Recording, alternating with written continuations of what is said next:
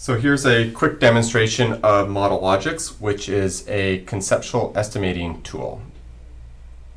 So Modelogix is broken down into three main components. You've got your projects area.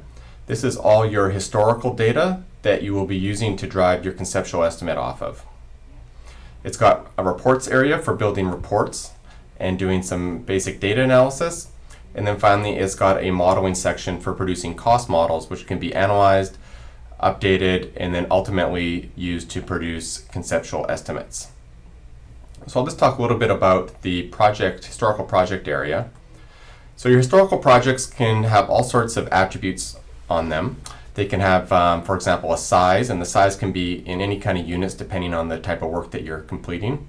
Also the date the project occurred on and the location that it occurred on. All these attributes can be used to search projects as part of your historical record to find projects that you want to use in your cost model.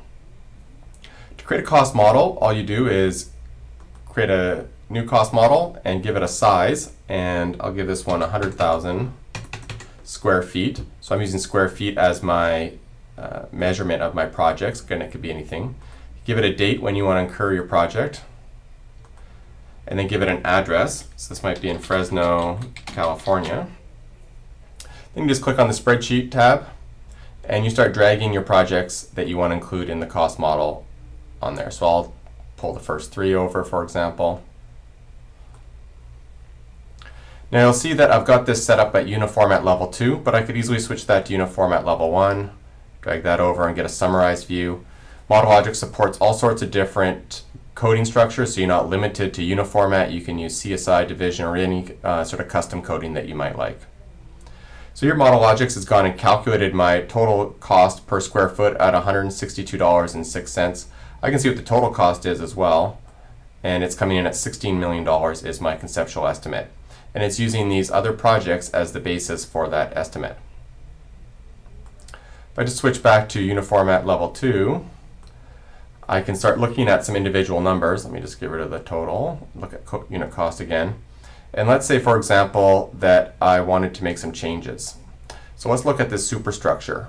And if I click on the Range tab, I can see superstructure up here has got a range of $29 a square foot all the way down to $21.75. So that's quite a big range, especially for one that's driving such a large component of my cost.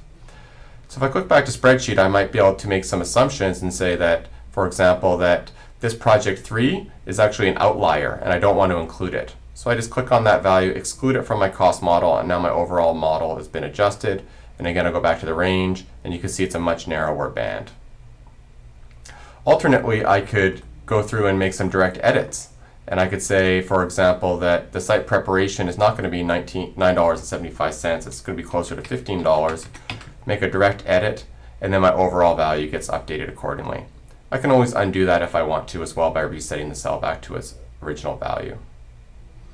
There's all sorts of other reports that I can get out of here, out of Modelogix. I can look at variances, for example. This is looking at all the elements and how big the variance is by unit cost.